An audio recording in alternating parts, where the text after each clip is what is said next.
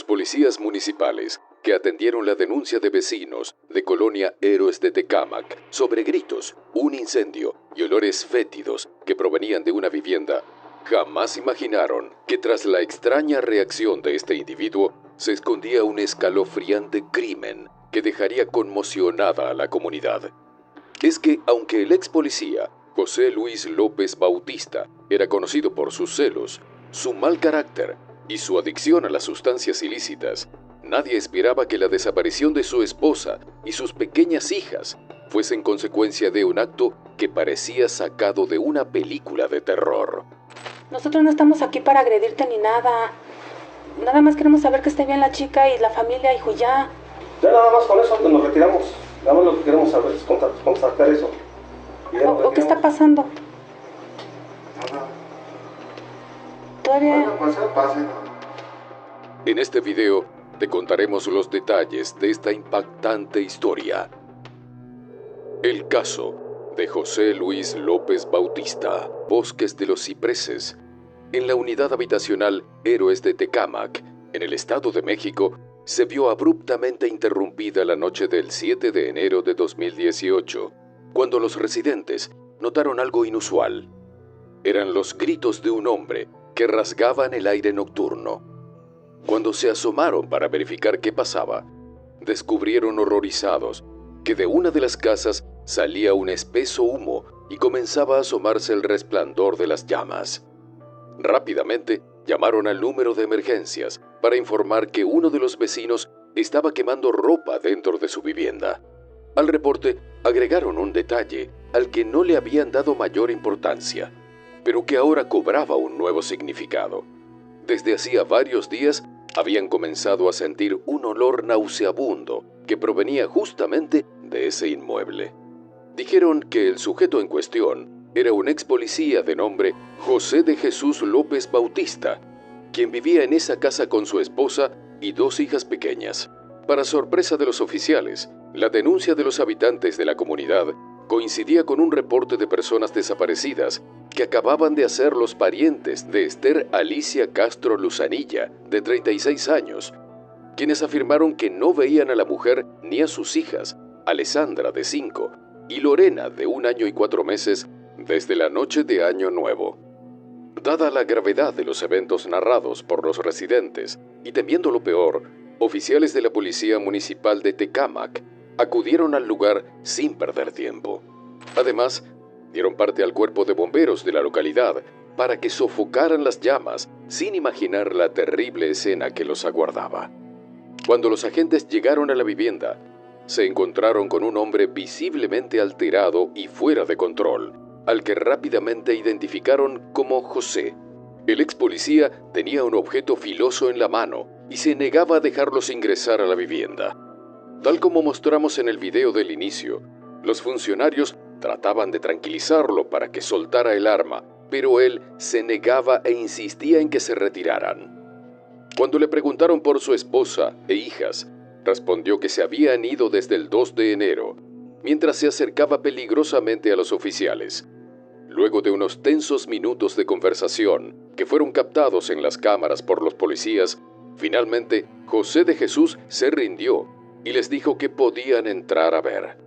Los oficiales lograron someterlo y despojarlo del arma blanca, abriendo paso a los bomberos, quienes tras sofocar las incipientes llamas, descubrieron en la habitación principal una escena desgarradora. Sobre la cama matrimonial estaban los cuerpos sin vida, horriblemente mutilados y parcialmente calcinados de una mujer y 2 niñas. Afuera, José de Jesús había confesado con total frialdad que había sido él quien asesinó brutalmente a su esposa y a sus hijas. Además, según algunas fuentes, dijo sin remordimiento alguno que había comido las manos y partes de los órganos de sus víctimas, aunque esta versión no fue confirmada por las autoridades. Enseguida, la escena fue asegurada, en tanto que el sospechoso, quien, de acuerdo con los oficiales, estaba consciente de lo que había hecho y se mostraba frío e indiferente, fue trasladado al Ministerio Público de Ecatepec, donde sería investigado por el triple crimen, mientras la Fiscalía General de Justicia analizaba si era procesado por el delito de femicidio. Al lugar arribaron peritos criminalísticos, que procedieron a levantar los cuerpos de Esther y las niñas para llevarlos al servicio médico forense de la localidad, donde les practicarían las autopsias necesarias para determinar las causas del deceso de cada una. Además, fotografiaron todo y recolectaron evidencias con el fin de establecer lo sucedido. Aunque en principio no se dieron a conocer al público las circunstancias que rodearon el atroz triple crimen, comenzaron a circular en los medios y en las redes sociales distintas versiones que afirmaban que los cuerpos presentaban distintas mutilaciones. Se dijo que en el caso de Esther, la cabeza estaba separada del cuerpo y que presentaba al menos 16 heridas punzocortantes. Asimismo, se comentó que el agresor mutiló las extremidades de sus hijas, concretamente las manos, y les extrajo los órganos, los cuales metió en recipientes de plástico que supuestamente fueron encontrados en la escena, los cuales cubrió de cal y jabón. El detalle más espeluznante era que a las 3 les habían extirpado los ojos, según versiones que citaban fuentes extraoficiales vinculadas con la investigación. Pese a que nada de esto fue confirmado por las autoridades, la filtración de estos terribles detalles generó una oleada de indignación social. En la prensa local y en las redes sociales, donde se había hecho viral el video de su detención, comenzaron a referirse al presunto homicida como el caníbal de Tecámac. Residentes de la comunidad donde ocurrieron los hechos no salían de su espanto por lo ocurrido.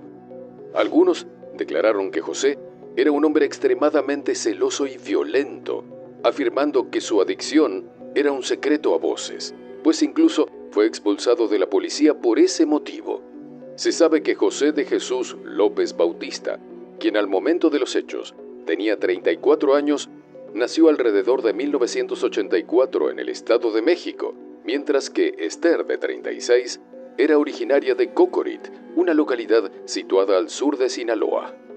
Según los reportes, en 2010, ella había dejado su tierra natal para iniciar una vida junto a José en Tecámac y formar la familia que tanto habían anhelado. Sus sueños comenzaron a cristalizar cuando le dieron la bienvenida a sus hijas, primero a Alessandra y luego a Lorena. No obstante, la ilusión de Esther de tener un hogar perfecto comenzó a diluirse rápidamente debido al temperamento violento de su esposo, exacerbado por el consumo de narcóticos. José Luis de Jesús era un agente de la Policía Federal, adscripto a la zona de Periférico Oriente. Sin embargo, poco antes del siniestro crimen, había sido dado de baja de la corporación, debido a que en su expediente había acumulado diversos reportes por su adicción a las drogas y antecedentes de un comportamiento errático. Tras ser expulsado de la fuerza, los problemas en casa aumentaron y sus arranques de ira se hicieron cada vez más frecuentes e intensos. Ante la posibilidad de que Esther decidiera poner fin a la relación y se marchara con las niñas, José de Jesús intentó hacer un esfuerzo por combatir sus vicios y controlar su mal carácter, o al menos eso les hizo creer a sus seres queridos. Fue así como el 31 de diciembre de 2017 se marchó a un supuesto retiro espiritual en el estado de Tlaxcala, mientras que su esposa e hijas pasaban las festividades de fin de año en la casa de la familia de él. José de Jesús regresó la noche de Año Nuevo y fue al domicilio de sus padres a recoger a su familia. Pero, en lugar de llegar renovado y listo para un nuevo comienzo, el ex policía estaba más agresivo de lo normal. Según algunas fuentes, entre él y Esther hubo una fuerte discusión y José de Jesús decidió irse abruptamente de la reunión familiar con su esposa e hijas. Por más que su madre le rogó que por lo menos permitiera que las niñas se quedaran a pasar la noche con ellos, él se negó y se marchó sin dar más explicaciones. Nadie imaginó la terrible tragedia que tendría lugar. De acuerdo con los testimonios, esa noche, al llegar al lugar que compartían, continuó el conflicto entre José y Esther, hasta que, presuntamente, bajo los efectos de alguna sustancia, el hombre se fue sobre ella, la asfixió y la atacó repetidamente con un objeto filoso hasta separar la cabeza del tronco. Pero la barbarie no terminó allí, pues luego fue por sus indefensas hijas, Alessandra, de 5 años, y después a Lorena, de poco más de 1 año. Tras asfixiarlas tapándoles la boca y la nariz para que no pudieran respirar, procedió a llevar a cabo las terribles mutilaciones, al tiempo que, según reportes, empezó a comer algunas partes como las extremidades. Durante los siguientes 7 días, José de Jesús permaneció en la misma casa junto a los cuerpos sin vida de su esposa y sus pequeñas hijas. Así empezaron a aparecer los signos de descomposición. Cubrió los restos con cal, cloro y ropa, en un intento por enmascarar el olor a putrefacción e impedir que los vecinos sospecharan. Después, en un claro intento para evitar que lo descubrieran, decidió quemarlas. Entretanto, su familia, que se quedó preocupada tras la abrupta partida la noche del 1 de enero, lo llamó para verificar que todo estuviese bien, pero cuando le preguntaron por Esther y las niñas, dijo que lo habían abandonado. Después, se negó a atender las llamadas de sus seres queridos, y cuando lograron hablar con él, respondía sus respuestas con evasivas. Alertada por el comportamiento de su hijo y preocupada por la seguridad de su nuera y sus nietas, la madre del hombre se comunicó con los familiares de Esther para ponerlos al tanto de lo ocurrido e informarles que, por más que lo intentaban, no habían logrado hablar con ella en varios días. Angustiados por lo que acababan de descubrir, los parientes de la mujer trataron de contactarla, pero todos sus esfuerzos eran inútiles. Ella no respondía a sus llamadas y mensajes, en tanto que José de Jesús negaba que su esposa e hijas estuviesen con él. El ex agente insistía en que Esther se había ido de la casa llevándose con ellas a las niñas. Apenas se abría la investigación por la desaparición de Esther, Alessandra y Lorena, cuando la llamada de los vecinos alertó a la policía sobre el alarmante comportamiento de José de Jesús y el incendio que amenazaba con destruir el hogar familiar, sin sospechar que se trataba de un desesperado esfuerzo del hombre por ocultar lo que había hecho. Algunas versiones sostienen que, buscando evadir a la justicia, José se habría herido con el mismo objeto cortante que tenía en su poder cuando llegó la policía, pero ninguna lesión era lo suficientemente grave como para comprometer su vida. De acuerdo con los registros, agentes de investigación de la Fiscalía General de Justicia del Estado de México ejecutaron la orden de aprehensión en contra de José de Jesús por el delito de femicidio.